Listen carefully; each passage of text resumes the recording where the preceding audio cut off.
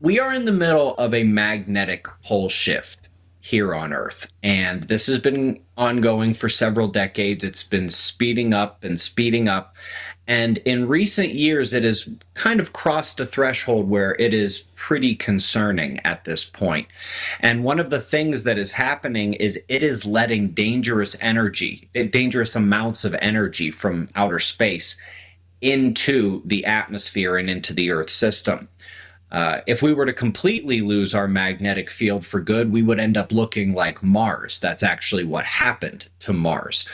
That's not what we have on deck, but on this planet, we go through these relatively short lived, but still very, very relevant magnetic pole shifts. There's a very good chance that something like that is going to happen towards the end of this, but primarily what we're talking about with this event just has to do with a magnetic shift rather than a geographic Okay. tilt. What this essentially means is Earth has a magnetic bubble around it called the magnetic field, the magnetosphere. And this protects us from solar flares and supernova and gamma rays and cosmic, all that scary stuff that you've heard about from space. We have a protective shield around our planet. And all of those scary things from space, with maybe the exception of asteroids, a meteor strike. All of those scary things from space are electromagnetic energy. So this magnetic field wrapped around our planet is the perfect protection, like a cocoon, against that dangerous energy. But every few thousand years, the magnetic field kind of glitches out a little bit, and that's what's happening right now. It started very slowly several decades ago, and it has been progressively getting worse and worse and worse. And one of the things that comes along with that is we lose the protection. It kind of gets a little weak. Not necessarily everywhere all at once, but there will be weak spots that pop up. There will be sort of holes that form that allow this energy to come through. It's actually what we see in the beginning of the movie, The Core, which is about Earth's magnetic field failing. Now, the majority of that Hollywood film is just complete sci-fi nonsense. But what they show at that one point where there was a weak point that allowed that energy to come in, and it took out power, it was burning things, people's pacemakers all stopped in that city at the exact same time. And so that was actually pretty accurate given the fact that it's a Hollywood sci-fi movie. And that, to a certain degree, is what just happened in Europe. When I heard their explanation about the atmospheric oscillation and the problem with the high voltage lines, I instantly ignored their explanation about there being extreme heat. First of all, because that's not possible to cause that kind of thing. And second of all, because it took 2 seconds to look and see there was no extreme heat anywhere in Europe. It was maybe half a degree above normal, and normal for Europe in April is just not that hot. And so I started looking at some of the data on what's happening up at the top of the sky. We actually have pretty sophisticated ways of measuring and monitoring how much of this electromagnetic energy is getting past that magnetic shield and actually interacting in the atmosphere. And you could see it coming straight down through the top layers and integrating into the atmosphere. Now, when this happens, it's never a direct line of sight kind of thing. It comes down and then it shoots out to a side somewhere. And it usually goes where the wind is going, which is not all that hard to understand, especially since water is pretty conductive. Water and electricity tend to attract. And in the wind flowing in a given direction, that's where all the water is flowing. They detect electric currents when there's water flowing underground. So you may have heard things like this, but it's the same basic idea. So over the North Atlantic, you can see this energy coming down through, and it was a pretty preposterous amount. And I take a look at this data fairly regularly. This was more than we're used to seeing when the sun actually causes one of those solar storms that lets us see the northern lights. That happened in May and October of last year. What happened to a significant degree stronger than that, except the sun didn't do anything? It was a weak spot, a hole, a crack that opened up in Earth's magnetic field and let that energy actually come into the Earth. And I sat there and I watched it. It came down through and then it followed the wind, which was pointed right at Portugal, Spain, and northwestern France. And this energy signature began first thing in the morning, as soon as dawn broke, which is when all of the problems began with their system. There is no way to cause this specific kind of issue with hacking or an EMP or anything like that. If it's hacking, you basically get a system shut down or something like that. You don't get everything is working, they're just not in sync anymore. Like if you need to have something that comes and bangs together, like I know this is kind of weird, but let's say this is what's needed in order to keep something going. If they miss each other, that's a big problem. And that's actually what happened. But that can't happen from hacking or an EMP or anything else like that. Not to mention the fact that, people's cell phones that they were on, people who had Starlink internet, they could still get that. So it wasn't an EMP, it wasn't hacking, it wasn't anything other than exactly what they said happened, just not for the reason. Why would they lie about that? Because if they told the truth about what's happening on this planet tomorrow, nobody goes to work. Truckers aren't driving hundreds of miles to deliver food.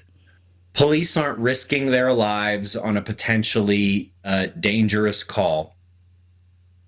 The world falls apart the very next day if they tell us what's going to happen. There'd be chaos, anarchy, and we would destroy everything that you would want to save, that you would love about civilization. It would be over the very next day. How long would we have if they came out and told us the truth? Look, this is what happened. How long would we have before we're in a dire situation? I mean, is this going to happen in our lifetime, do you think? It'll happen before 2050. So explain what it would look like.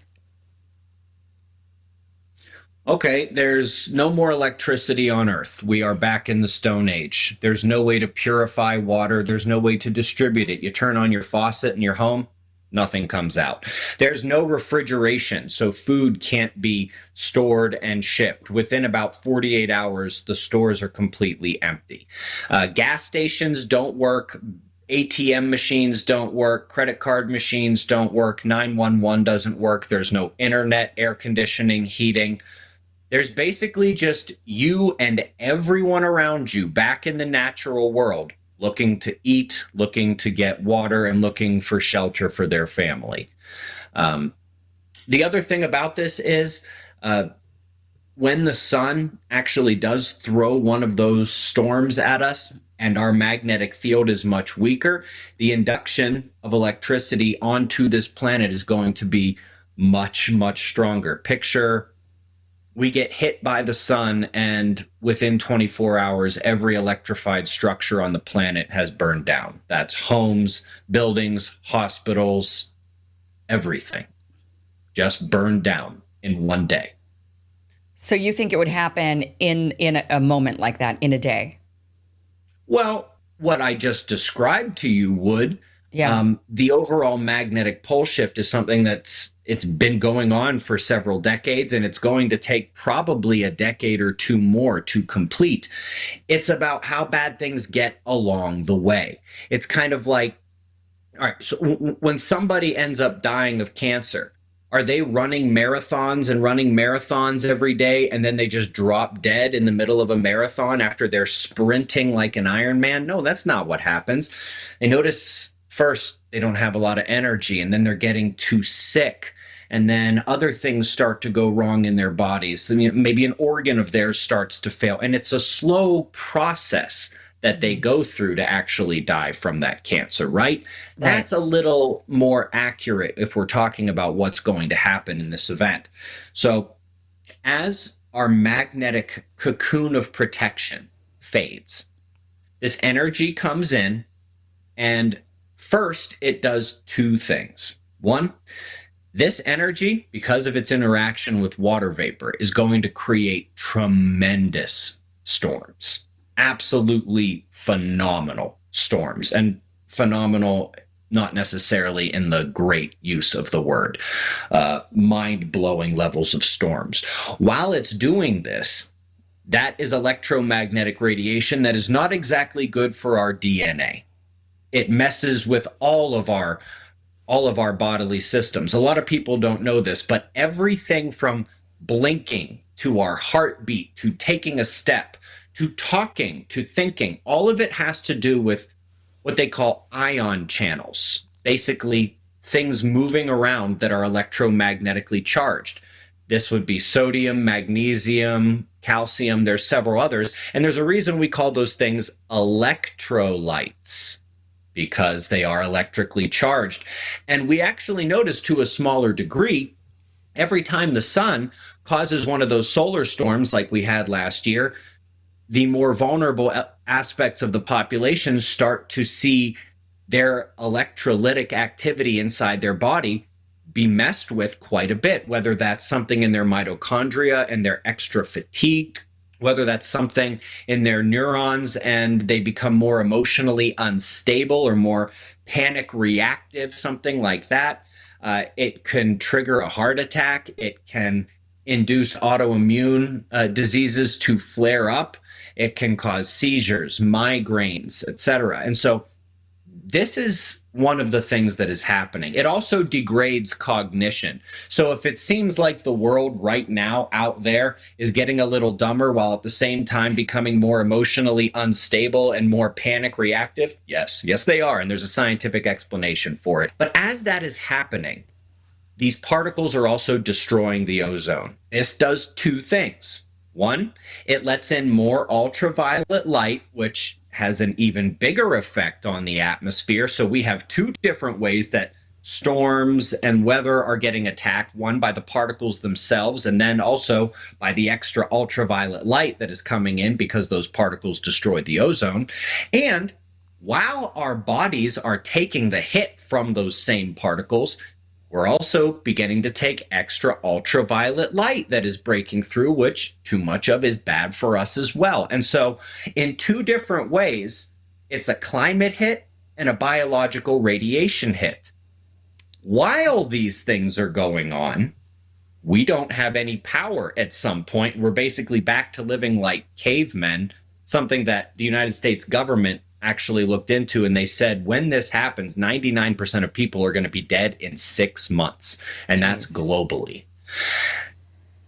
And to make matters even worse, birds are not the only things that use Earth's magnetic field for their migrations. Animals use it for other kinds of navigation, finding reproductive zones so they can have children, for foraging so they can eat. And it's half the creatures in the sea, turtles, whales, a million different kinds of fish, sharks, plankton, chlorophyll, shrimp. It's mammals as well, like deer and bear and even wild dogs.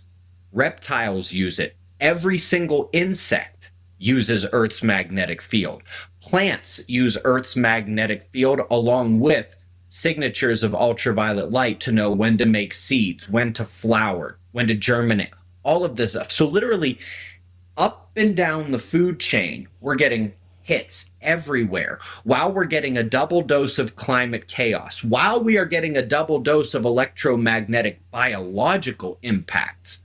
And the animal kingdom is losing its mind all around us because it can't navigate. It doesn't know what's going on. And all the while, we have to figure out how to live like cavemen, where we can't just turn on a faucet or drive to the store or order something on Amazon anymore. If there's a problem, you can't call anyone for help. It's on you. Oh, it's 110 degrees where you are today? Find some shade. Good luck. Oh, it's negative 45 degrees where you are today? Hope you have a lot of firewood. Oh, you're in the middle of a big city when this all goes down? I hope you're the biggest, strongest, and you have the most bullets of anyone. Otherwise, you're never getting out. Because I'll tell you what, inside the cities, the food and the water disappear more quickly and the violence starts Yeah. more quickly as well. So does that answer your question? That's what we have coming here in the next decade or two. With the poles shifting, would it strengthen back up at some point? And how long would that It take? does. It does. This happens to a small degree every 6,000 years. And then every other cycle, every 12,000 years, it's a really big one. But the worst of it only lasts a week to a couple of weeks. And then we recharge back up and things go back to normal. In fact, probably even a little better than normal. There are stories of the last 4 or 5 cycles recorded on the Indian subcontinent, and at least the last 2 cycles in both China and from Australian Aboriginals. And they all describe basically a week or 2 of hell on earth, followed instantly by a golden age. That's the worst of it, yes, but we also have to survive up until then. So, for example, Earth's magnetic field is already weakening and weakening and weakening as the poles are shifting.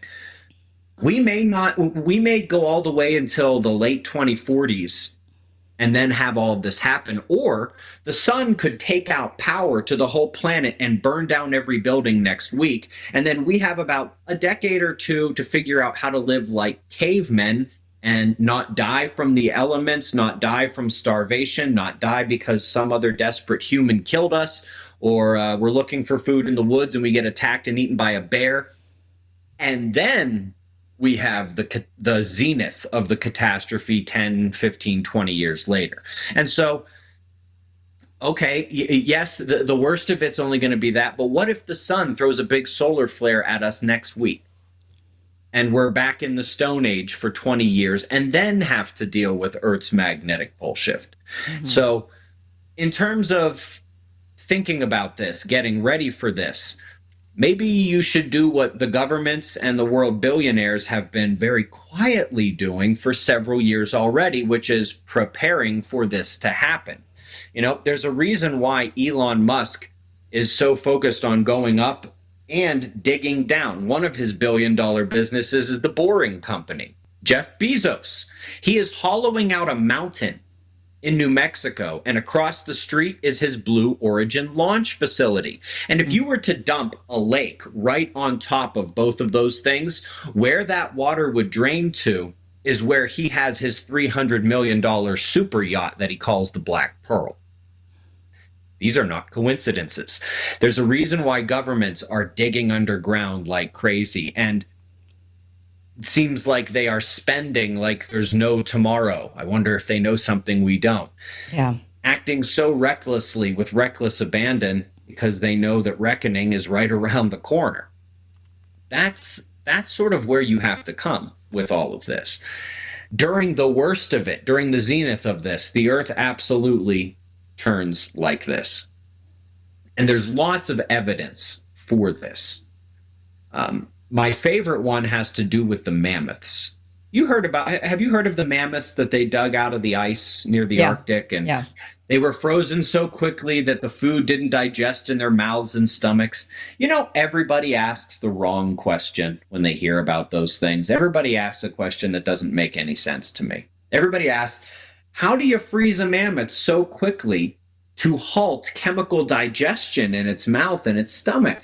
And I'm sitting there thinking to myself, that's not the right question. The right question is, what were they eating? Because we're 12,000 years into a warm, dare I say, hot interglacial cycle. 12,000 years out of the ice age, okay? And they still had to dig those things out of 20, 30 feet of ice. Mm-hmm. They were frozen in the glacial period when it was 10, 20, 30 degrees colder, and they need 1,000 pounds of vegetation a day. So if here we are, 12,000 years into a hot period, and they dug them out of that much ice, what was it like there 12, 15,000 years ago whenever they were frozen? There was no way there was any grass there. There's no way there was any plants for them to be eating. What were they doing there in the first place? Whenever they dig up a forest that was frozen and covered by glaciers at some point past 12,000 years ago, the trees have no rings.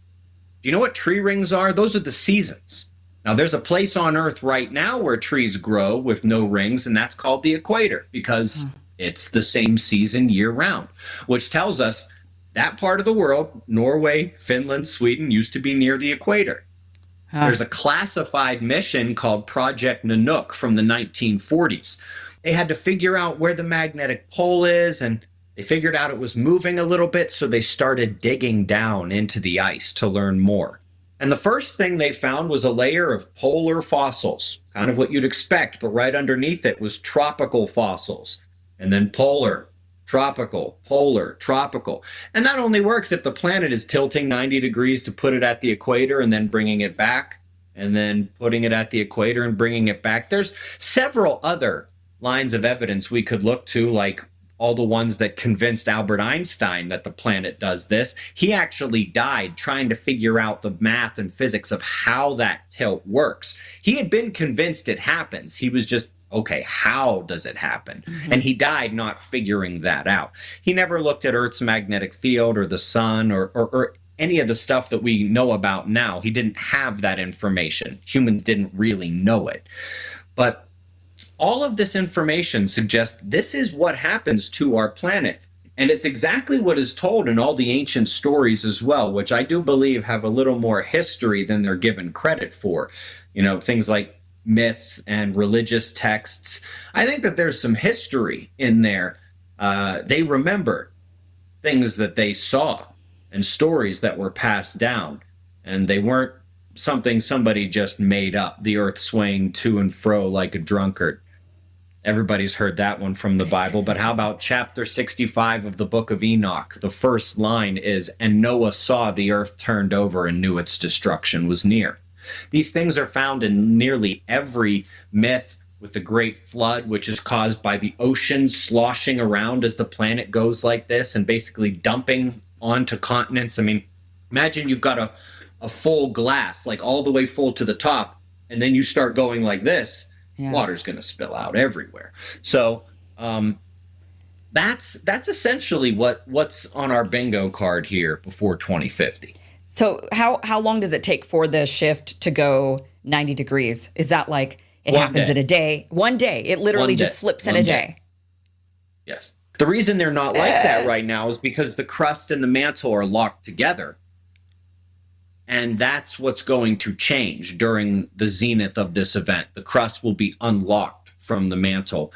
And then whenever we have that in physics, once it starts to move, it only takes one rotation for that to get down to the center, and it just stays there. Stops perfectly. As soon as it gets to where it's supposed to be, it stabilizes the entire system. So one rotation here on our planet is 1 day. You just apply the basic physics principle once the crust is unlocked from the mantle, and it'll be 1 day. And then, of course, afterwards, we have a new north and south pole that are gaining ice, and then 12,000 years later, when the crust is unlocked in this next event, it tilts exactly 90 degrees again in one rotation, in 1 day.